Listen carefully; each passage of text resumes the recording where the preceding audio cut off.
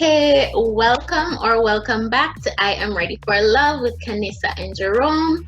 Today we have a guest, Miss Natane Grant, and she's going to give us a little bit of her testimony and then we'll go from there. Today's topic is going to be a very sensitive one for some, and so we say that viewer discretion is advised.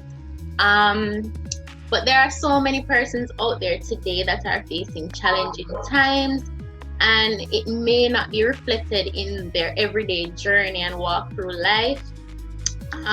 Persons are facing mental issues, physical issues, spiritual issues, just dark times in general. And we make assumptions based on what we see, and we don't know the full story of what is happening in their lives. So I pray that everyone here watching this will be generous and they'll be compassionate for other people around them. Try to find out what's going on, even if the person looks as happy as can be. Find out what's going on in their lives. All right, Natane, over to you. Well, my name is Natane Grant. I am from Jamaica. But 5 years ago, I migrated to the United States of America. I reside now in Connecticut. I am an educator by profession. I have been teaching for, I want to say probably 18, September would be my 19th year as an educator. I am a child of God, and an aspiring minister. I am currently pursuing my doctorate in education, and I am a survivor of domestic violence. I am a walking, living testimony. I have about, I want to say probably 5 months ago, I decided to take off my mask, my many masks that I've worn, because I've worn several masks to hide my hurt, my pain, everything that I was going through. 5 months ago, I decided to take those masks off. And since I decided to take those masks off, I feel so different. I'm not going to say that I'm 100% free, but I know that I'm on the path to freedom. Amen. Yes. So just tell us a little bit about how this started, what were the signs and all of that. Well, I want to say probably 7 years ago. At the time, I was doing my master's in education, because I've always been an educator-driven person, and truly I have come to realize that I've been so driven by educational pursuit because I was suffering. I used my studying as a facade to cover or to hide who I truly was.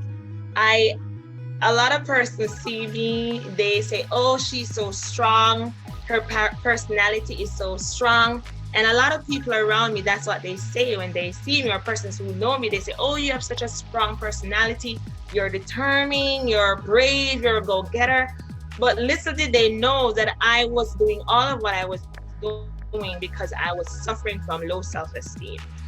And about 7 years ago, I was lonely. I was in the church, but I was lonely. I felt as if I wanted love.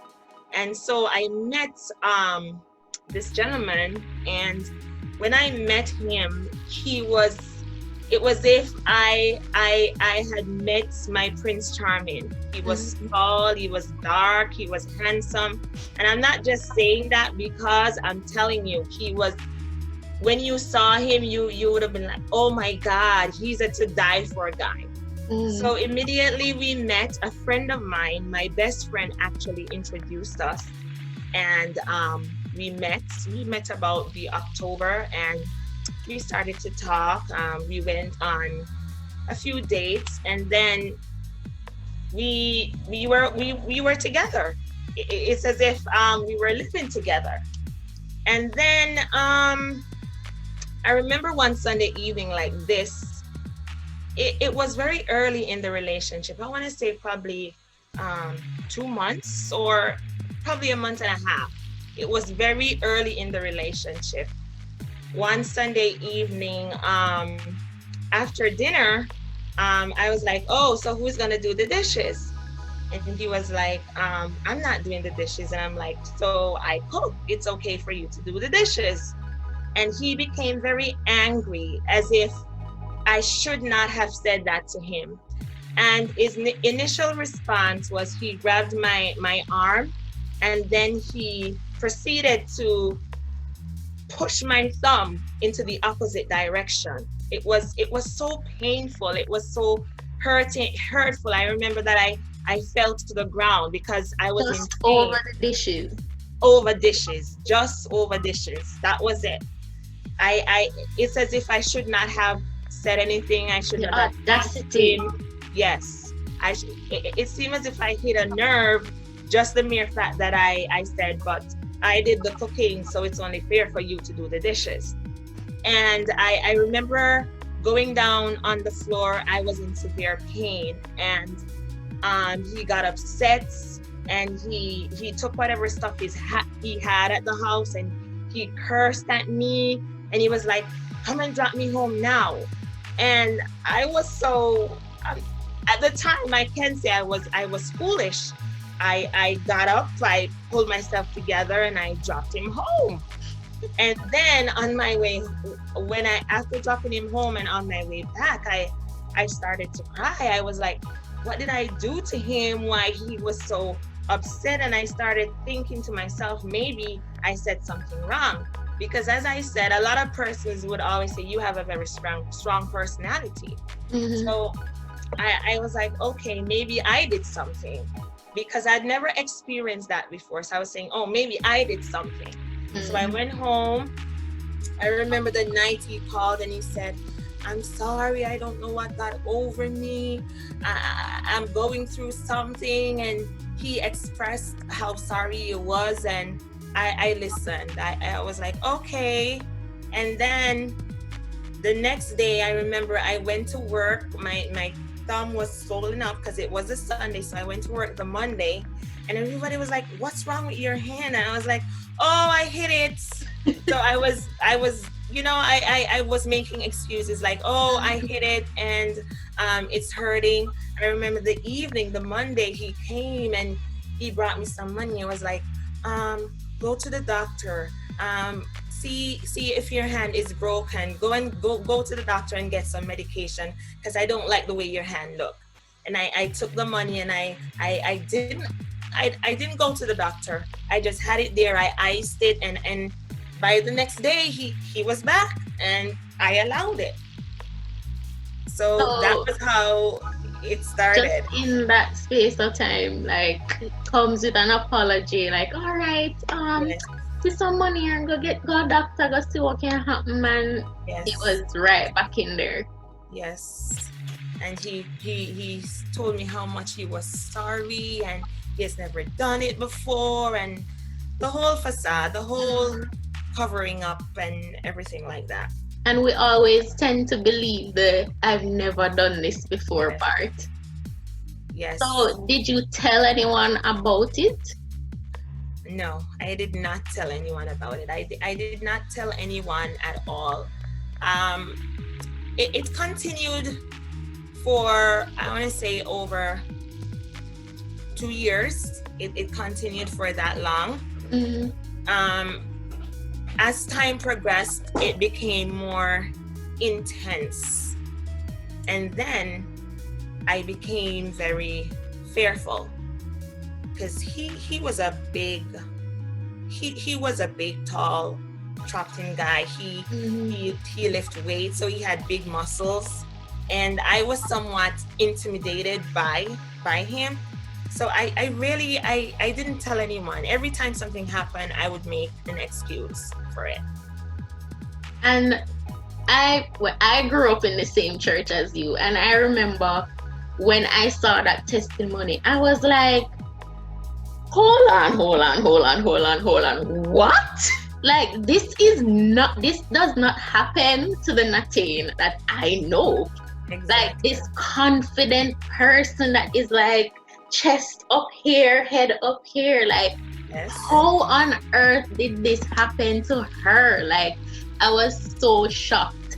And it's, as you said, you had on a mask and you were hiding and you didn't tell anyone. And there's so many persons out there now that are in this right now, they're facing it right now, Indeed. and they have no idea how to come out of it. And Yeah. you understanding that fear, what would be your encouragement to a person like that? You know what? Um, it's really hard, and it's challenging. It takes something for you to for that light bulb to turn on, because I remember days when I felt as if that today was the day I was gonna die. I remember one night when I don't even know what happened. I just remember being held in the hair with one hand, and I remember that I lost consciousness. And when I woke up, I was on a bed. I was wet. So what really happened was that he strangled me. I passed out. He panicked, so he just pour water on me. But throughout all of what was happening to me, I had in the back of my head that I needed an escape route. I started thinking about in my head, okay, how am I gonna do it? What am I gonna do? Because he would always tell me that if you leave me, I'm gonna kill you. That was his main thing. Mm. Once you leave, I'm gonna kill you. The abuse was not just physical, it was verbal abuse, it was psychological abuse, it was emotional abuse. He would tell me that, no one is gonna ever love you, you're ugly, no one is gonna want anybody like you. And because I struggled underline all of that with low self-esteem, I believed him. I was like, okay, maybe he's right. But for someone who find themselves in this similar situation, pray,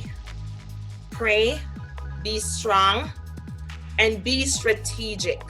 Because the thing about abusers is that it's a power struggle for them. They feel like they have to be in control.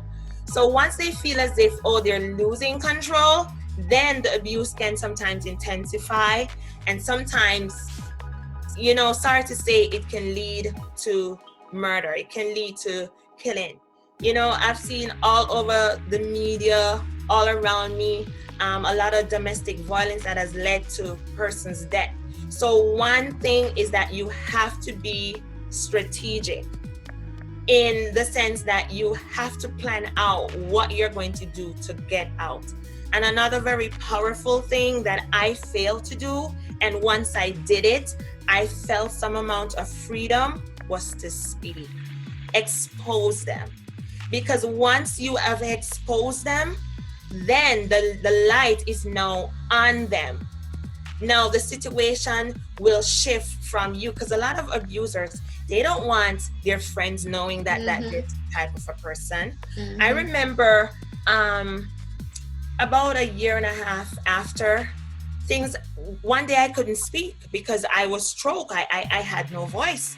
And my friend, she was like, what's going on? And then I said to her, I said, he has been, being abusive to me. And she was like, what? You didn't say anything? He's not that type of a person. So then you have that you have to contend with. I know him. He has been around me all this time. I don't know that person that you're talking about, And it's as if she was saying, what did you do to cause it? She didn't say that in so many words, but thinking about it, it was like it was your fault. Yeah, what did you do to cause him to do that? Because I don't know him as that type of a person. But be strategic, speak up. Because when you speak up, you you even the playing field. Now you have an opportunity to get out, because most of the time abusers know that you are so embarrassed or you're so fearful, you're not going to tell anyone. But once you speak up and speak out, then you have shifted the light from yourself to them. Now they are in the light and they don't like the light. They love the darkness. They love the secret of the entire happening. They love the secret of it. Right. And as you said, you were struggling with insecurities yourself even before he came along. So how did this on top of that affect you mentally? It was a challenge. I was aggressive. I remember a friend saying to me that I don't know how to love. And I thought about it and I was like, it's not that I don't know how to love, it's that I'm going through all of this, but I'm not saying anything. So I'm bottling up everything inside, and then I lash out at the next person. Somebody says something to me and then I'm at them. I was so angry. I was so aggressive, because I had all of this pent up emotion and I didn't know how to expel it. I didn't know how. On top of my low self-esteem, on top of fear, it just made me bitter and angry. Explain that fear to the viewers, because some people just don't understand and they're like, but you could have left, where you stay for? Explain that fear. I wish that persons on the opposite side of the fence would stop saying, why didn't you leave, or you could have left. When you are, I'm gonna explain it like this. It's as if you are in a dark cave. You were going down a path, you made the wrong turn, and you end up in a dark cave. And within that cave, it's like a maze. So you go through one part thinking that, okay, I can find my way out. And then you meet up on a dead end. You go through another part and you meet up on another dead end. I mean, fear is something, it's not only in your head. It doesn't just cripple you mentally. It cripples you physically. There were days where I was like, okay, today's the day that I'm going to say stop. Today's the day I'm going to say leave. Today's the day where I'm going to break free and get rid of him. Today's the day where I'm going to hit him back. Today's the day where I'm going to fight him. And then something happens and you've realized that you're crippled. The fear is crippling both mentally and physically. It's as if your back is against the wall. You don't know where to go, especially when you don't have a strong support system. For me, my immediate family was no longer living in Jamaica. I was basically living alone with my son, and I had family members around, but because of who I was, I didn't have a good relationship with my aunts and my cousins who were in my sphere, because they saw me as this confident person. I'm going to say proud. I'm just going to put it out there. They saw me as this proud individual who didn't take anything from anybody. So the support system for me was not very strong. So I was isolated, and he knew that too. And he would use that. He's like, nobody's going to believe you. You don't see that you don't have any friends. You don't see that nobody cares about you. So he knew that. And because I had no support system, the fear was even greater. You want to move, but you can't. I remember days when I would open my garage door to go to work, and he would just appear like out of the tin here. Like I'll be opening the garage door and boom, he's just up on me. And then I became frantic and I would run downstairs, and then he would proceed and he would follow me. And he was like, if you think you're gonna leave me, it's either you leave me. If you leave me, I'm going to kill you. So that fear was, it was a darkness. It was a total darkness. That is what the fear is in domestic violence. You feel as if you have no hope. You feel as if no one cares. and you're crying and you're saying to yourself in your little moments that, doesn't God hear me? Doesn't anyone know? Does anyone see the sign? Is there no one to help? So Mm. that is what the fear is. It's crippling both mentally and physically. And you mentioned your son. Was your son there to see any of this? Honestly, he would hear the verbal, but he wouldn't see the physical because I would always try to hide everything. Mm. I covered it up so good. I mean, even at nights, because a lot of things happen during the night, I would try not to scream. I remember one night, my house in the upstairs, I was stripped naked and pushed outside. Outside? Outside. And I didn't scream. I stood in one spot and I cried, but I didn't scream. I didn't make noises. I didn't alarm anyone, you know? And then my son, the next morning, he didn't know what happened. He had no idea what happened. So I tried, but he would hear the verbal and he didn't like it. Up to date, he has so much hatred for him, that sometimes I know the only person can change his heart is God himself, because he did that for me. So I really try to cover a lot of things. So how have you prepared your son and your daughter for probably their future? How to escape this, how to not find themselves in this situation for your son as a man, and for your daughter who would probably be on the receiving end? For my son, I'm gonna be honest, I have not had that discussion with him because I don't know if I'm there yet, because I know there's a lot of hurt surrounding his situation and what he was exposed to. And so for me, I want the Lord to lead me into the conversation with him. I have heard with my own ears, he would say, and if he sees it, he'd be like, oh, that is so cruel. I would never do that. So I hear those things coming from him, but having the conversation, I haven't had one yet. As for my daughter, all I do right now is I pray. I really pray. Like earlier on today, I saw her, she had the cushions on the floor and she was playing with them and she was a little bit rough. And I was like, don't be so rough to the pillows. I said, do you see someone doing that? She was like, no, mommy. So I was like, well, don't do that, And whenever I have an opportunity for a teachable moment, like if something is happening, like the other day, she said something to me and I said, Leah, that hurt my feelings. And if you love someone, you don't hurt them. So I haven't she's just 5, I haven't gone to her with the conversation yet as to, okay, this should not be done. But since I've had my daughter, I've not exposed her to anyone, to any male, like to say I have a relationship.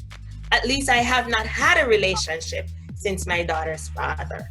Because I'm not going to say it's fear. I just know the signs. And when I see them, I'm just like, no. And I'm not going to compromise myself or her for any relationship, that would seem that it's toxic. So any toxicity or anything like that, I try to shield her from it. So I'm like her, I try to protect her in every way that I can from anything like that may, that she may be even on the television. If a scene like that comes up, I shield her from it. Just yesterday, I was showing a friend something on my phone where a gentleman and a lady, they were having an argument and he started to fight the lady. They were at some Disney park and I didn't want her to see that. So I tried my best to shield her from that until I can have that conversation with her. Okay, and you said the signs. So what are the signs that we should look for? All right. An abuser and someone who is abusive is also a narcissistic person. They try to project everything is always about them. If you start speaking about yourself, then they get offended. If they say something that doesn't sit well with you, don't dismiss it and say, okay, maybe he's having a bad day. So don't dismiss little things. Just the way he speaks to you, the way if it's even in a text, if you say something and the way he responds to you, read between the line. You have to be alert in all aspects of the relationship. Physical abuse doesn't just start as physical abuse. It starts out as verbal abuse. They say little things. If he says he's going to call you at 8 o'clock and he doesn't call at 8 and he calls at 8:30 and then he makes an excuse, that's a sign. If he is talking without to you explanation, without an explanation, that is a sign. If he asks you, how was your day?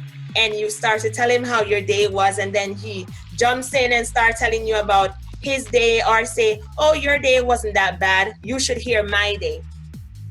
That's a sign. Just little things that they will do. If playfully, don't let them playfully hit you when you laugh about it. Because if they do, then it might be an invitation. Oh, I slapped. I'm not saying that we shouldn't play with our partners, because you're best friends. You should be enjoying each other. But I want you to understand that you have playing and you have playing, as we would say in Jamaican word. You have play and you have play. Don't let them get away with little stuff. Don't let them get away with little disrespect towards you, and then you brush it aside. If it happens once, do not let them apologize to you and tell you that it's the first time and it won't happen again. That is a lie. If they do it once, they're gonna do it again.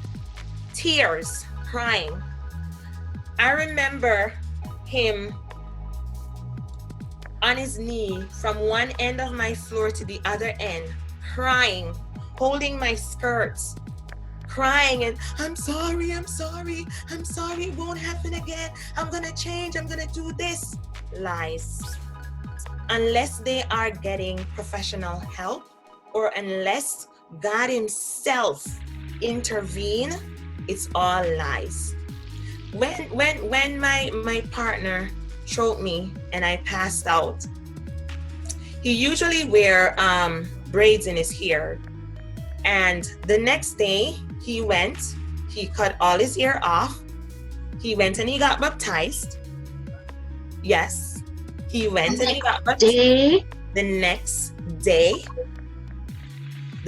day, cut his hair off. Cut his hair off. He went and he got baptized. He started going to church, because I was always even though I had these struggles, I was always a church girl. I don't know. I never went to parties or dance or anything like that. I was always a church girl. It was just in my DNA. So I was still going to church, and he said, okay, I'm changed. And I was like, okay. And I took him back.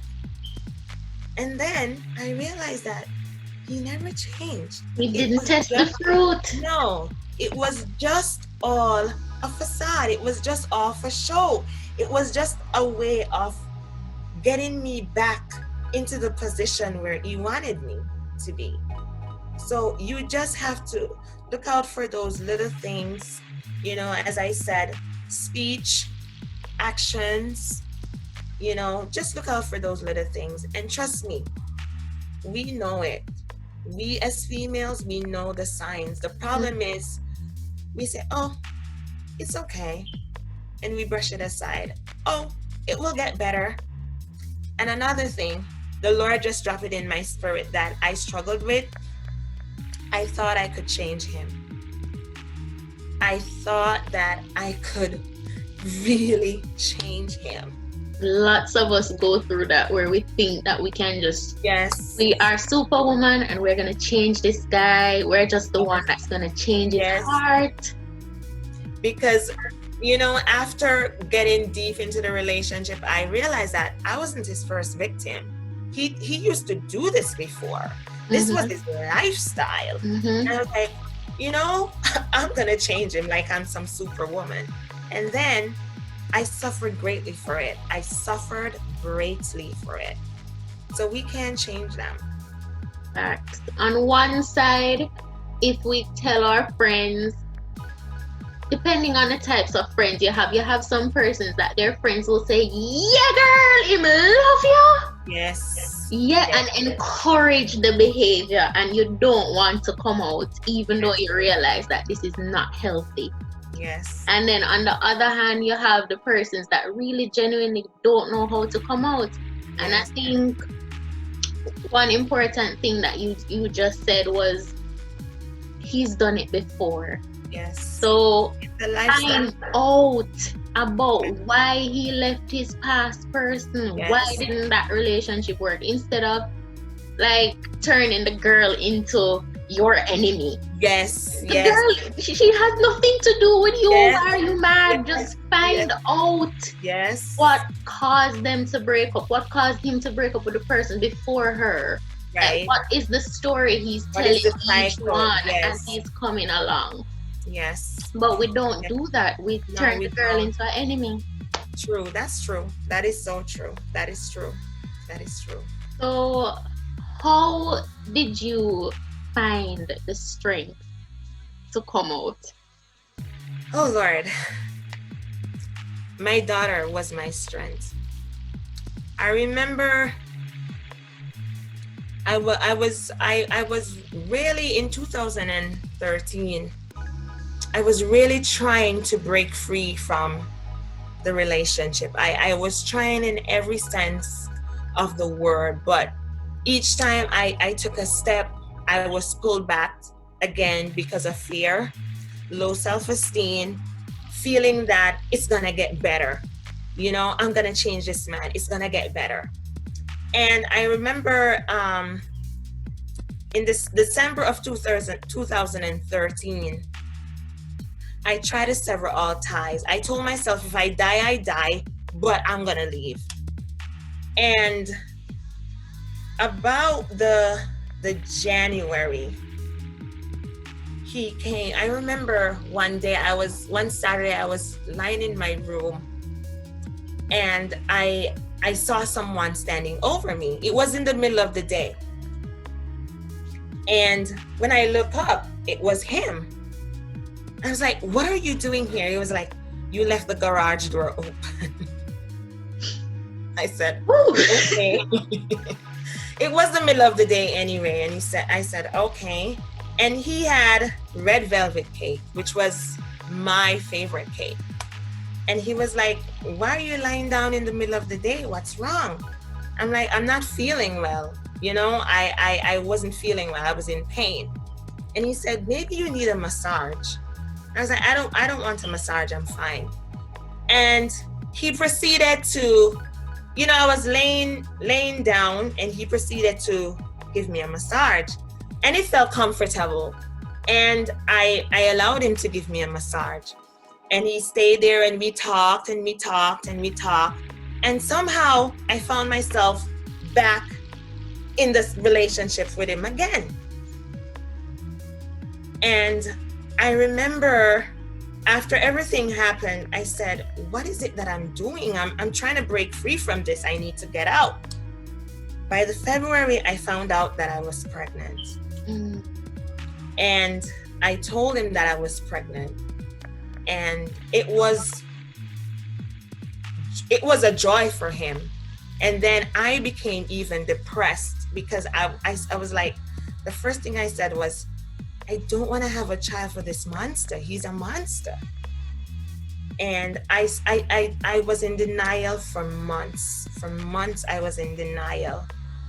And there so many thoughts came into my head. I honestly, I was like, I'm not carrying this child. I'm not having this baby. Mm. And I struggled with that for months until he he left Jamaica for he left Jamaica about the May for work. Before that, once I found out I was pregnant, it was like, we should get married. To who? I was like, okay. And honestly, I'm gonna be honest, I did consider it. Yeah. I did consider it because I was like, okay, I'm gonna have a second child. I don't want to be a single mom. I did So consider it. that's why you considered it? Yes, I considered it. And it didn't make a difference. I remember in April, I remember there was something going on at the church. And at that time, I was about 4 months pregnant. I never left church. I've always gone to church. And I remember I went to church. I think it was Good Friday service. And I went to church in the morning. And then I told him that I wanted to go back in the night. So I went back in the night. And upon my return, he was like, where are you coming from? I said, I was at church. And he was like, it's almost 11 o'clock. You weren't at, I'm telling you, I'm 4 months pregnant. He locked me out of my own house. The following day was my birthday. He knew that. So that night, I slept outside. 4 months pregnant. I slept outside. And still My considered marrying this person. My birthday was the next day. So I was all of that. I was outside. God had it that he left the May for the States to work. And it was like a dream come true. I was like, okay. And he left. While he was here, I would call him. I would be like, I need things, because I was getting ready to go to my mom to have my daughter. And I was like, oh, I need things. And I remember one day I called him on the phone and I said, I just need some money to buy some stuff because I'm leaving like in 2 weeks. And he cursed me out. It was the words, the things that he told me. I was like, oh my God. And anyway, I left. I went to my mom. She was there. At that point, she had some knowledge of some of the things that were happening. And she was my support system at that time. And I had my daughter. And then he wanted to come to where I was to see for the delivery. I was like, no one wants you here. I don't even want you here. And that went off. Then it came down to her name. That was a struggle. Then it was time for me to come home after having the baby. So I was coming home to December and he presented himself. He was there like my Prince Charming. When we got home, the first 2 weeks, it was as if I was a queen. And then 360 changed again. And I remember one day I was in the living room and he wanted to take her. And I said, no, she's too young. You can't go anywhere with her. Leave her alone. And I had her in my hand and he hit me. And that was the day that I found the strength to fight back. She was in my arms and I was literally scratching his eyes out. I was fighting him. And that day I told him, I said, listen, I have a child now, especially a daughter. I'm not gonna allow you to hit me in front of her. I'm not gonna allow you to do that to her or me anymore. I said, it is finished. You have to go. And I had to call the police to come to get him out of my house because he was determined that he wasn't gonna leave. And the police came, they arrested him, and that was how he left my house, and I never allowed him back. Wow. Yes. That is a lot to go through at one time. And to go through all of it and nobody sees it on you. Nobody. Nobody. So has it affected the way you think about relationships? Like, do you think you would get into another one, and how do you think that would go? I don't want to be single for the rest of my life. The Lord promised me that He's gonna give me a husband. So what I've gone through, it has changed my life. I'm more cautious. I'm more aware of the red flags, as someone would put it, or the signs. But it doesn't stop me from wanting love. It doesn't stop me from desiring a godly man, someone who is going to love me, who's going to love my children, who's going to take care of me, who's going to be my support system. It doesn't stop me.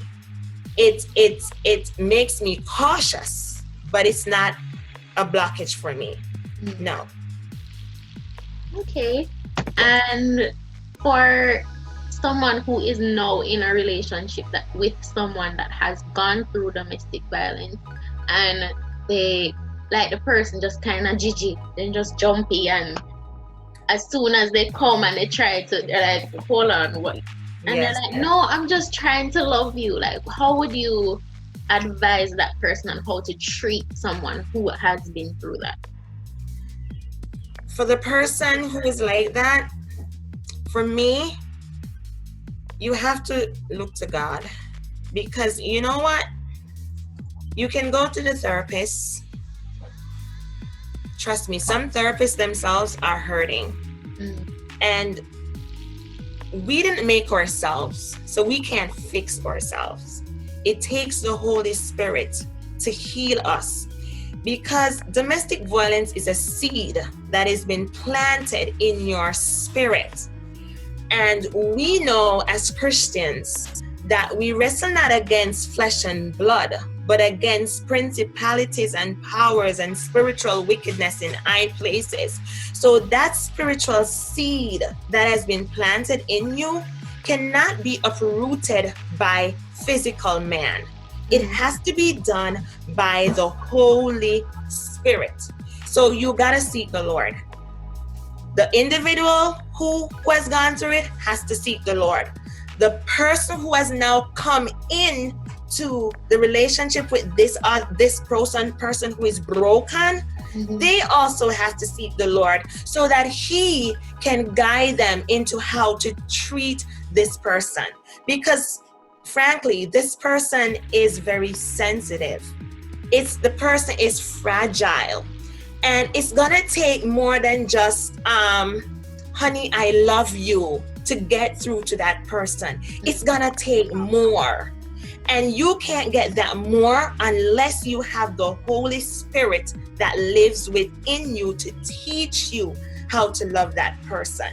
It's the Holy Spirit is going to teach you, it's going to help you to know that, listen, this is your husband now. This is not the person who did this to you 5, 6, 7 years ago. This is a brand new person. This is a godly man that the Lord has given to you. You know, I read this story of this lady. The title of the book was Battered, oh my God, Battered to be Blessed. And surprisingly, I bought that book about 10 years ago, and I read that book even before I found myself in the situation that I found myself in. No one put me in that situation. I put myself in that situation, because you see, the thing is, you see, sin, the wages of sin is death. And because I was not living a righteous life, because I was in sin, I was blinded. And so I read that book about 10 years before I was in the situation that I was in. And this lady, she had gone through severe abuse. And even after she was no longer in that relationship, and she had now found, God had given her a godly man, if he came into the room and she didn't know that he was in the room, she became afraid. I've not experienced it because I've not been with anyone since that relationship. Mm-hmm. So, but I know with God in the vessel, I can smile at the storm. I know that the Lord is going to take me through the process. Right now, I'm in the healing process, and I know He's gonna heal me from every afflictions. He's gonna heal everything because I saw Him. I prostrated before Him. I was like, Lord, I need this to get out of my spirit. I need you to go and root it out, pull it out, and I need it to be gone. So seek the Lord, seek the Lord, seek the Lord. I can't say anything else but seek God, seek Him. That's the only way the person can overcome it. And that's the only way that the new person who is entering into this relationship with this fragile person is going to be able to love them, because it's going to be hard. It's going to be challenging. And even before, after reading that book 10 years ago, I remember one day I was at church and there was this gentleman. He was preaching and he was prophesying over people's life. A young guy, young preacher. And I'm not going to call anybody's name because, you know, I did not get the permission to do so. Mm-hmm. And I remember he said, you're going to write a book. He said, you are going to write a book. I prophesied over your life that you're going to write your book. And this is the title of your book. The title that he gave me was, Your Brokenness is for His Glory. Mm. That was the title he gave me, even before I even knew that I was going to find myself in the situation that I found myself in. So in all of this, I know that God has a purpose for it. You know, every life experience that we go through, sometimes it seems as if you're not going to make it, but you are. The other day I wrote on Facebook, I said, storms of life, they are natural, but we have to use those storms to propel ourselves. We have to use those storms to soar. If you stay in that storm, you're going to be destroyed. If you just lay down in that storm, but once you get up and you become active in that storm, you're going to persevere. You're going to get out of the storm. Remember when Jesus was on the boat with the disciples and the storm was coming? They did everything around them to try to get help. But then they went and they woke the master. They woke him up. They said, Master, Master, we are facing a storm and you're sleeping. And when God rose up, He calmed the storm. He did calm the storm. So in your storm, in your struggles of life, don't give up. Press on, persevere, call on the name of Jesus.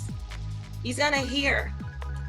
He may not come when you want Him, but He's always on time. Always on time. Always on time.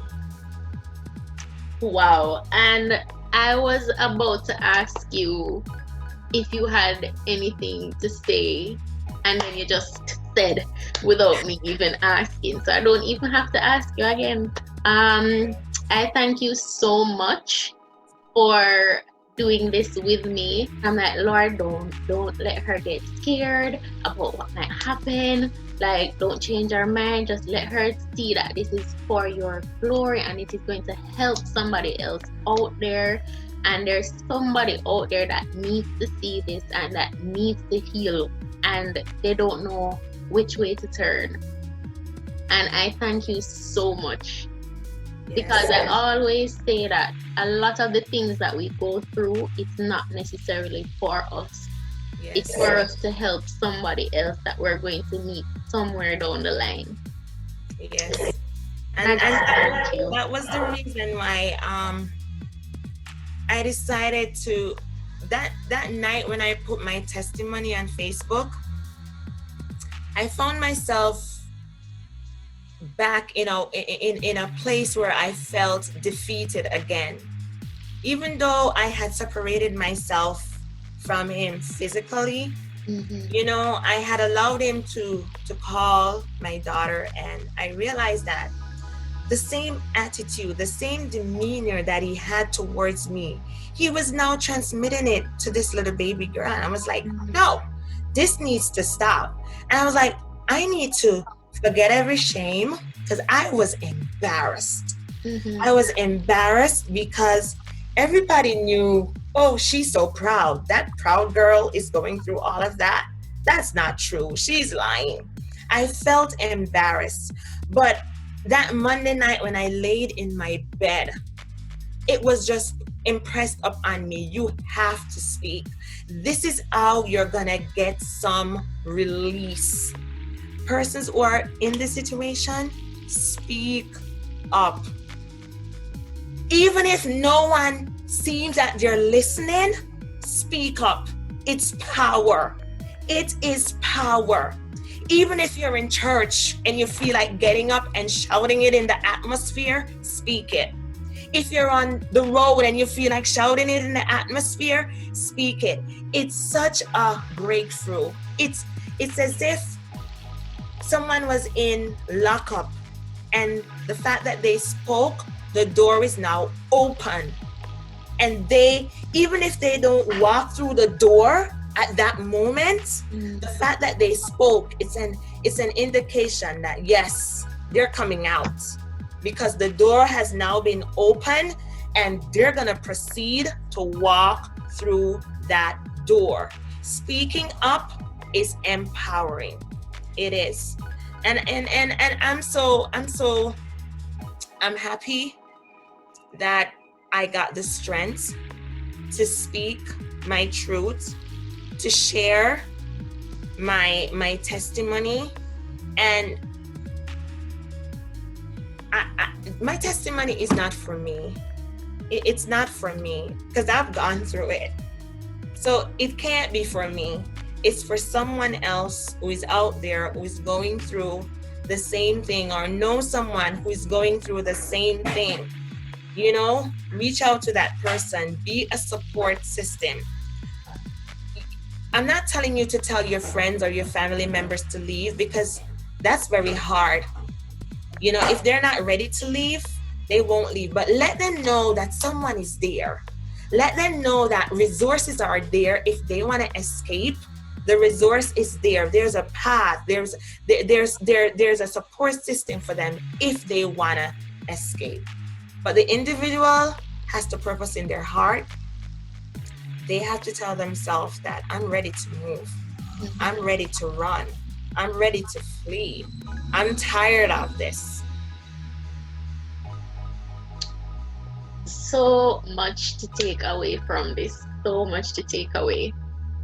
And I just want to thank you again for allowing me to interview you, talk to you about this, and giving me your permission to put it out there. Um, yeah, that's that's all, folks. Yes. All right, guys. So thank you for watching. And if you know somebody out there that is going through it, if you know somebody, or if you are that person, as she suggested, please speak to someone. Please just let it out. Find somebody that you can trust, that won't use it against you, and just speak your truth. Let somebody know, so that that feeling of being alone and like you're the only one in this space and you cannot come out, that it will just go away, and you will find somebody to help you to heal, to escape, to come out. All right, so thank you all for watching. Thanks for having me. Thanks for having me. It was a pleasure. And to God be the glory. Great things Amen. be done. Amen.